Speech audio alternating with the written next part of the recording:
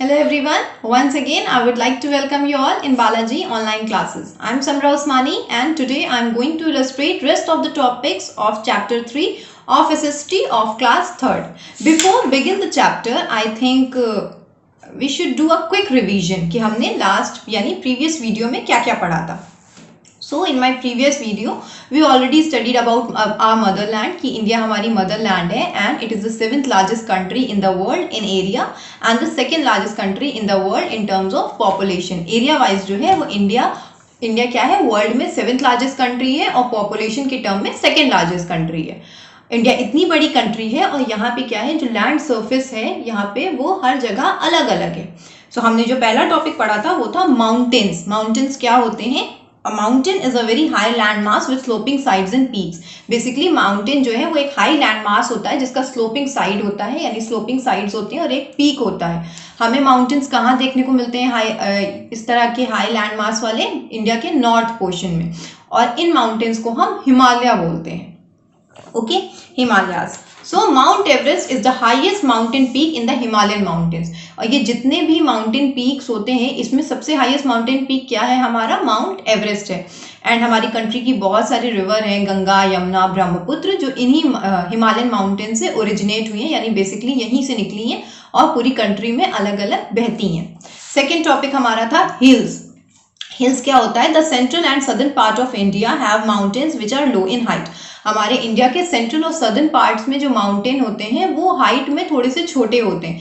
इस तरह के माउंटेन्स को हम क्या बोलते हैं? हिल्स बोलते हैं. हमारी सेंट्रल इंडिया में जो माउंटेन्स की चेन होती है हम उसे बोलते हैं सतपुरा रेंज और जो साउथ पोर्शन में माउंटेन्स की चेन होती है स्मॉलर माउंटेन्स की जो चेन होती है हम उन्हें बोलते हैं नीलगिरी हिल्स.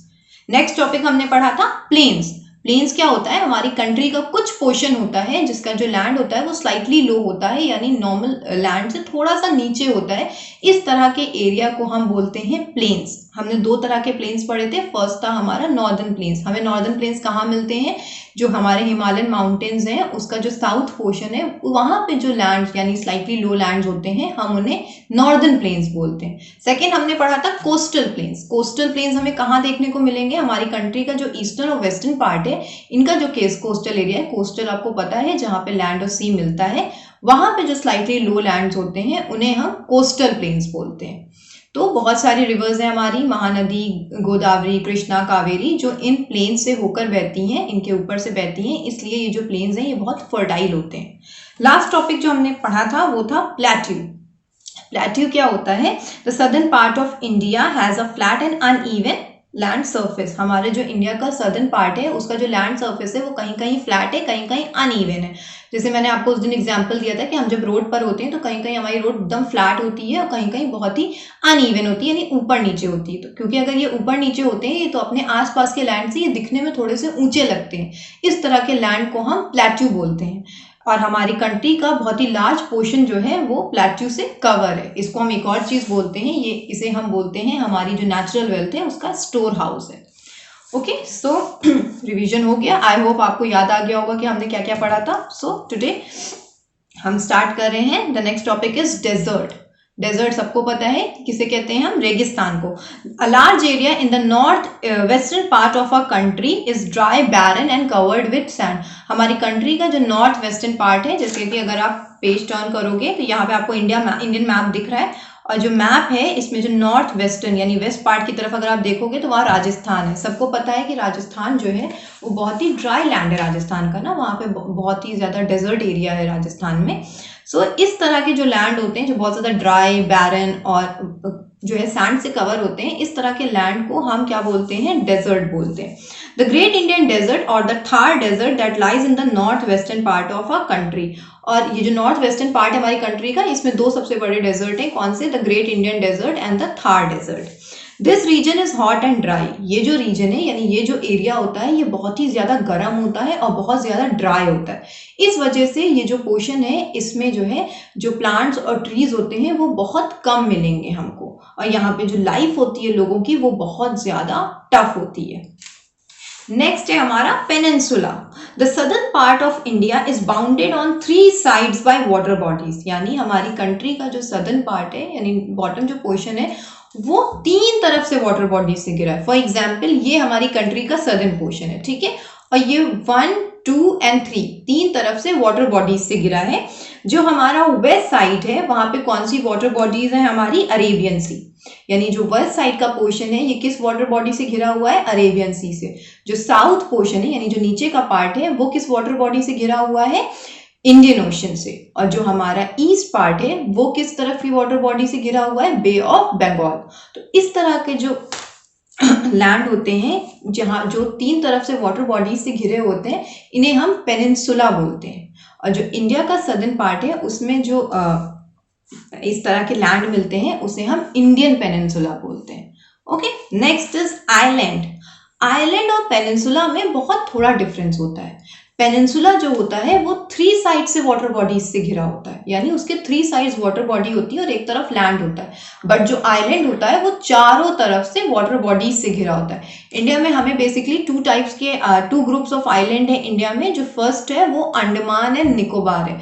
जो अंडमान एंड निकोबार है वो जो किस तरफ से वाटर बॉडीज, उसके चारों तरफ जो वाटर बॉडीज है वो है बे ऑफ बंगाल। और जो सेकेंड ग्रुप ऑफ आइलैंड है इंडिया में वो है लक्षद्वीप। और लक्षद्वीप जो है वो किस, उसके तरफ जो वाटर बॉडीज है चारों तरफ उसे हम क्या बोलते हैं, अरेबियन सी, यानी वो अरेबियन सी उसके चारों तरफ से घिरा हुआ है वो। Last topic is climate. Climate हम सबको पता है डिफरेंट डिफरेंट होते हैं हर जगह पे। As the land surface of India is not same everywhere so is the climate. हमने अभी पढ़ लिया है कि हमारे इंडिया में जो लैंड सर्फेस होता है वो जगह जगह अलग अलग होता है। अब क्योंकि हमारा लैंड सर्फेस अलग होता है इस वजह से जो क्लाइमेट होता है वो भी हर जगह अलग अलग होता है। Different parts of India have different types of climate. India का जो डिफरेंट पार्ट है यानी अलग अलग जो प्लेसेस हैं उसमें हमें अलग अलग तरह के क्लाइमेट देखने को मिलते हैं। किस तरह के क्लाइमेट देखने को मिलते हैं, in the mountains region the climate is very cold throughout the year. जो हमारे माउंटेन मानी जहाँ पे माउंटेन्स है हमारे यानी हिमालयन माउंटेन्स है उस तरह के रीजन में यानी उस तरह के एरिया में जो क्लाइमेट होता है वो बहुत ठंडा होता है पूरे साल। क्योंकि हमने पढ़ा है ना कि जो माउंटेन का पीक होता है वो स्नो से कवर रहता है तो वहाँ बहुत ठंड पड़ती है, वो रीजन बहुत ठंडा है हमारा। In the northern plain summers are very hot whereas winter are very cold. Northern plain यानी जैसे हम जहाँ रहते हैं, हमारा जो पोर्शन है यानी हमारा जो एरिया है जहाँ जिस लैंड सर्फेस पे हम रहते हैं वहाँ पे जो समर है वो बहुत ज़्यादा गर्म होता है और जो विंटर है वो बहुत ज़्यादा ठंडा। हमारे यहाँ समर्स में बहुत ज़्यादा गर्मी होती है, विंटर्स में बहुत ज़्यादा ठंडक होती है। The coastal planes experience moderate climate. Coastal planes यानी हमें पता है वो एरिया जो सी के पास होता है वहाँ पे जो क्लाइमेट होता है वो मॉडरेट होता है। फॉर एग्जाम्पल मुंबई में बीच है सो जो मुंबई का क्लाइमेट है वो मॉडरेट है। मॉडरेट मतलब वहाँ पे गर्मी में ना तो बहुत ज़्यादा गर्मी होती है ना जाड़ों में बहुत ज़्यादा ठंड होती है। So now this is it. I hope you will understand this chapter properly.